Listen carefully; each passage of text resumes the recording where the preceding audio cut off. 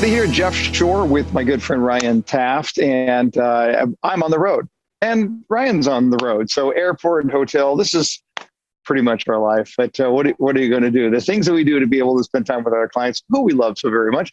Hey, one of the things that's really interesting is, we have a competitor who says the 4-2 is just about being coffee worthy. It's an important part of the 4-2. I don't know how you can really get to understand a customer if they don't like you very much. But having said that, the 4-2 goes so far beyond it. Our clients know this, but how does it apply to interest rates? And so I thought I'd bring Ryan on to talk a little about this. Obviously, a very, very hot subject these days, what's going on with interest rates. And the question is, what does the 4-2 have to do with interest rates, Ryan? How do we tie in what we're going to do and learn in the 4-2 that will help us to explain what's going on with interest rates? This is such a good question. I actually just finished a session. I'm in San Antonio right now, and that exact question just came up. And it's really interesting because if you've been to our sessions before, you've heard this phrase from every one of us, whether it be Amy O'Connor, Michelle Bendine, or Jeff or myself. And that phrase is, if you know your customer well enough, they'll show you how to sell them home. They'll show you how to overcome an objection. They'll show you how to deal with the interest rate conversation, right? And I think that really is the core to it, Jeff, is if I'm going to have a conversation with somebody about a fear, because that's what we're really getting at here is the interest rate conversation falls on the cost and fear side of the buying formula, right? That dissatisfaction multiplied by that future promise has to be greater than that cost and fear. And when people say I'm concerned about interest rates, that is a fear. Now, it's not, I don't qualify because of interest rates, I'm concerned.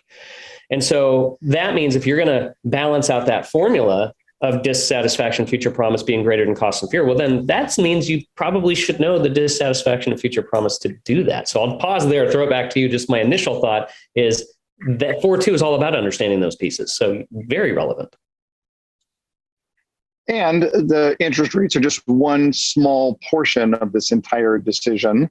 It certainly, nobody's going to make a decision in its entirety based on interest rates. It's on the sum. And I think sometimes we forget that what interest rates are an enabler that allow us to accomplish the bigger goal. And so when we make too big of a deal about interest rates, or when we allow our clients to make too big a deal about interest rates, then what happens? We violate rule number one. What's rule number one, Ryan? Live in the right home. And you can see where that happens, right? Where when we get too deep into this, or allow our customers to get deep into this, they're going to be thinking about timing the market and what the perfect interest rate is, and it's going to take them away from what they really want to accomplish in the first place. Well, what's really interesting about that too is you don't find yourself. The first home I ever bought, I think, was 7.5, maybe 7.75 interest rate. And I don't remember buying the next home at 5 or 5.25, or the last home that I got at 4.25, and walking into the living room and saying, wow, I really love my 4.25 interest rate here. That's not the way that goes. And so to let that, to have that fall away, in other words, to lose out on that future promise of having that home, of living in the wrong home because of an interest rate, seems a little off. If that makes sense. Yeah. There's no question about it. We got to keep our priorities straight. Now, having said that, as it relates to interest rates, Ryan, what do you do? Because I know this is coming up a lot in your training sessions, and give us a little piece of what you're telling our clients these days as it relates to calming some of those interest rate fears. Well, I think that's part of it is the word calming. And calming to me is showing up in the opposition of what's going on. Like just this morning, I happened to get on Facebook, scroll for 2 minutes.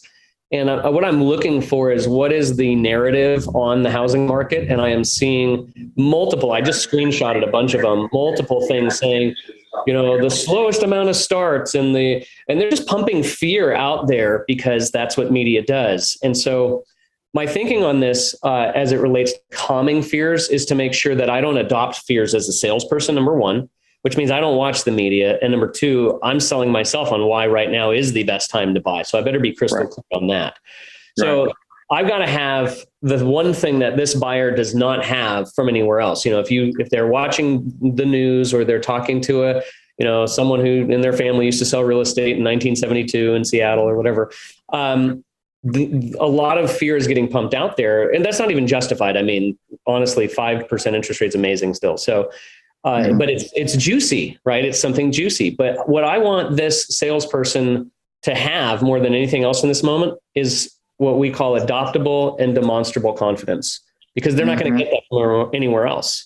Yeah. And that's the number one thing to calm a fear, is to make sure that you're the eye of the storm. You have certainty when you're talking about these things, and we can talk about ways of doing that. But that would be my first response to that, is that you better have confidence and adoptable and transferable confidence. Well, it's critical, because over the last couple of years, people have been buying based on market confidence. When the market confidence starts to wane, what replaces it? And of course, that's where great salespeople come in. They provide confidence. They're confidence peddlers along those lines. And then they can provide that great dose of perspective as to where we still are.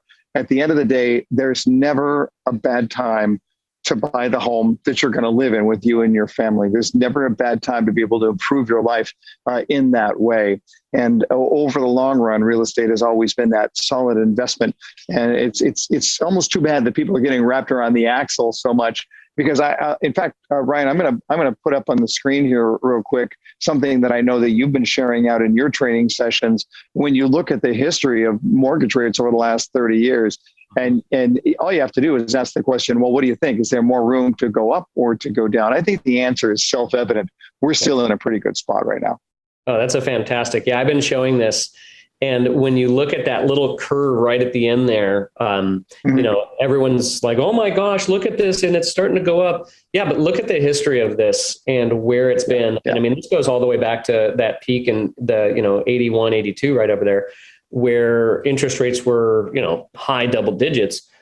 And people always say, yeah, but prices were different. Yeah, but so were incomes. And so it's all relevant. Right. Everybody thinks, oh my gosh, can I afford it? And they get wrapped around, what's this going to cost me?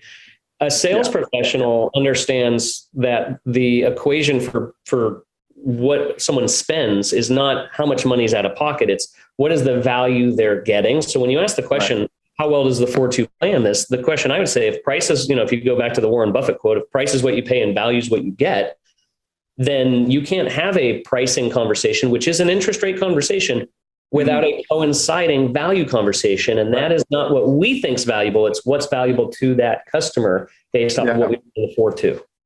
Absolutely. Ryan Taft, a great insight. And I think it's just an important time for us to keep our customer focused on what really matters. And that's what we do as sales professionals. Thanks for taking the time, Ryan. Appreciate it. Absolutely. Thank you.